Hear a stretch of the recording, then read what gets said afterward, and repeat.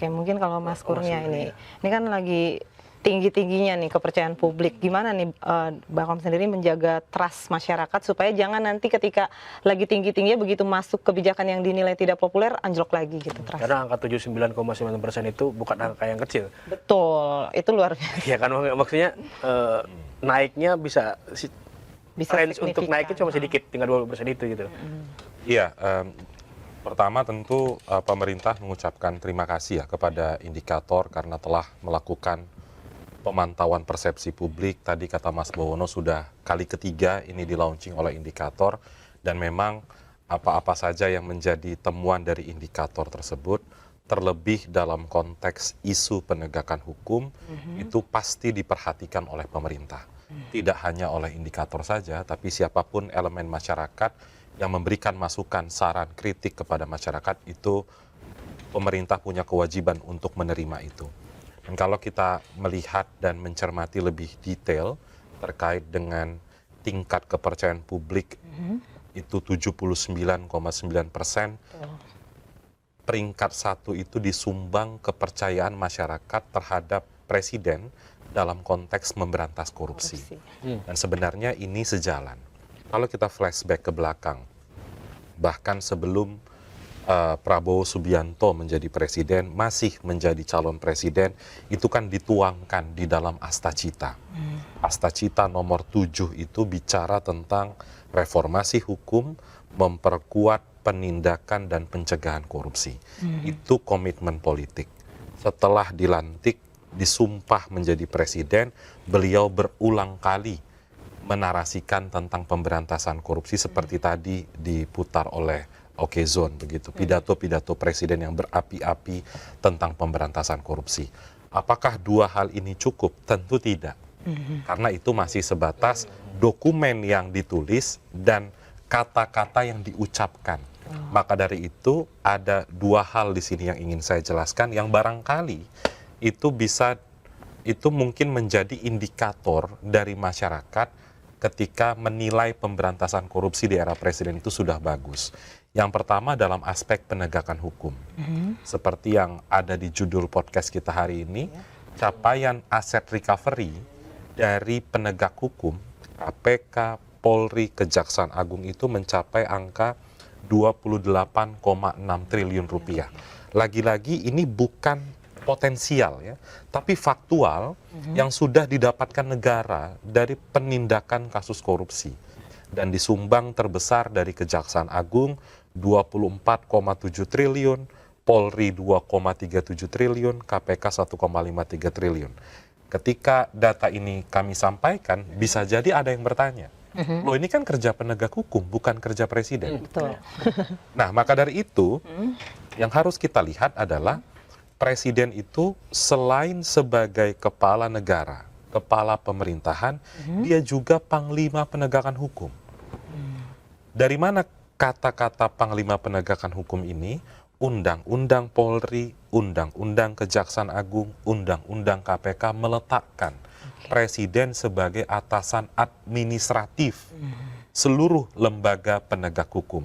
Maka dari itu, capaian dari penegak hukum tersebut kami turut masukkan sebagai capaian besar negara untuk mengubah atau paling tidak menambah. Selama ini fokus penegakan hukum hanya pada penindakan orang, tapi sekarang angkanya lumayan besar, sampai lebih dari 25 triliun rupiah. Itu satu hal. Kemudian dalam konteks penegakan hukum. Dalam konteks yang lain, kebijakan-kebijakan presiden misalnya, kalau kita ingat awal tahun 2025 sempat ada instruksi presiden tentang efisiensi anggaran, baik anggaran daerah, pusat. Apa yang disebut di dalam Inpres tersebut, presiden menginginkan efisiensi itu mencapai angka lebih dari 300 triliun rupiah. Efisiensi itu dilakukan terhadap pos-pos atau alokasi anggaran yang rasa-rasanya tidak produktif. Rasa-rasanya dapat menimbulkan potensi kebocoran anggaran misalnya, sehingga harus diefisiensi. Baru-baru ini juga presiden baru menerbitkan peraturan pemerintah yang menaikkan gaji hakim 280%. Apakah ini merupakan obat tunggal memberantas korupsi mafia peradilan? Tentu tidak.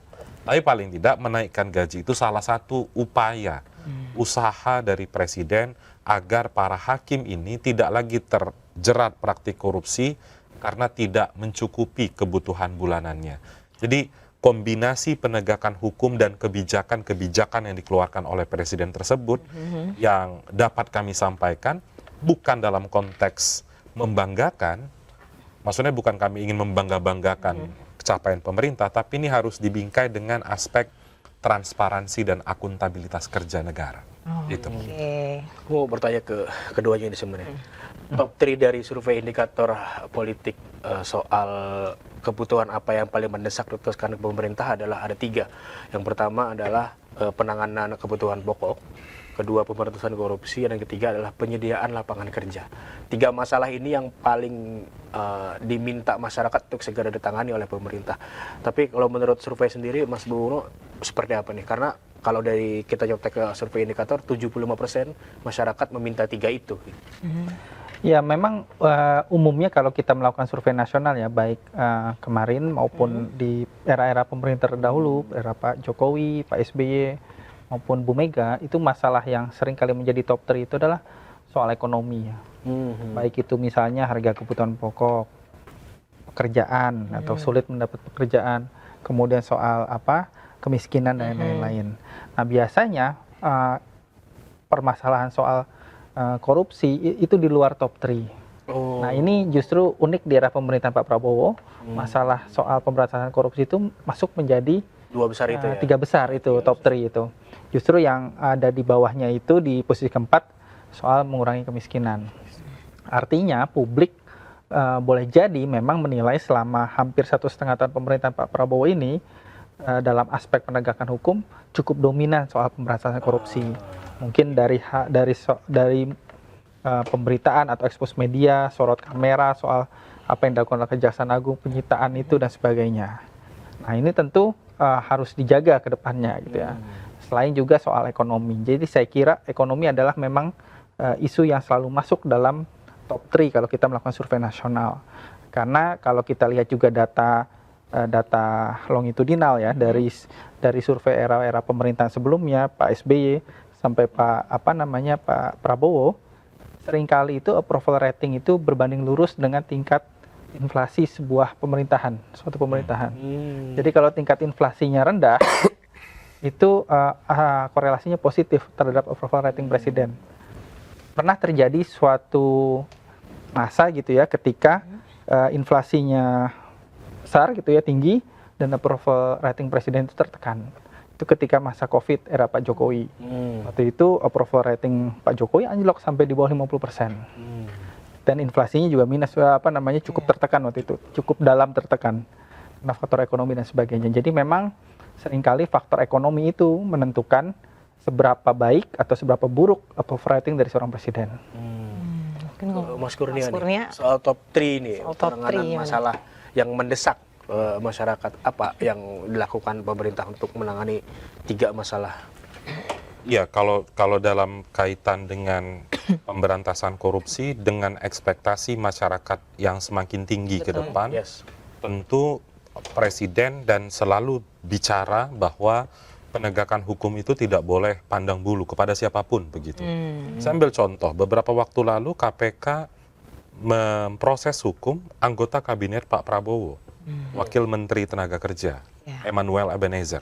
Tapi apa yang dilakukan oleh presiden? Presiden sama sekali tidak mengintervensi, silahkan lakukan penegakan hukum. Dan saya rasa model seperti itu akan terus dilakukan oleh presiden, berharap penegakan hukum akan semakin kencang ke depan, dan berharap optimalisasi keuangan negara bisa semakin tinggi. Beberapa waktu lalu, presiden juga sempat membentuk, kalau rekan-rekan penonton podcast familiar dengan istilah Satgas PKH, penertiban kawasan hutan. Jadi itu dibentuk Januari 2025, sudah 1 tahun Satgas ini berdiri untuk melihat apakah ada pemanfaatan hutan oleh korporasi atau individu yang melanggar hukum. Sederhananya itu. Apa capaian Satgas PKH selama 1 tahun? Itu mencapai 7,3 triliun rupiah denda administratif yang sudah dibayarkan ke negara. Itu juga seingat saya masuk ya Mas Bawono di Ya. dalam pemantauan dari indikator. Ya. Meskipun ada PR di sana untuk memberitahukan kepada masyarakat Ya. tentang kerja-kerja Satgas PKH. Betul. Dan juga ke depan Presiden juga sudah berulang kali mengatakan negara butuh undang-undang perampasan aset. Yes. Itu Presiden berulang kali mengatakan itu, dan sepanjang pengetahuan saya kurang lebih 2-3 minggu yang lalu DPR sudah memulai membahas itu. Jadi sejalan dengan keinginan Presiden dan harapannya tahun 2026 ini penegakan hukum bisa semakin masif, khususnya untuk optimalisasi keuangan negara. Apalagi yang tadi belum saya sampaikan terkait dengan kasus-kasus besar yang ditangani selama 1 tahun terakhir. Misalnya ada kasus Pertamina, kerugian negaranya 285 triliun. Ada kasus PLTU Kalimantan Barat 1,6, Sritex 1,3 triliun, Taspen 1 triliun rupiah. Saya rasa masyarakat karena pasti terpapar dengan pemberitaan, baik membuka gadget, lihat berita, menonton TV, melihat penegakan hukum, barangkali itu juga yang mempengaruhi lahirnya ekspektasi terhadap pemberantasan korupsi yang dicuplik oleh rekan-rekan di indikator. Oke, mungkin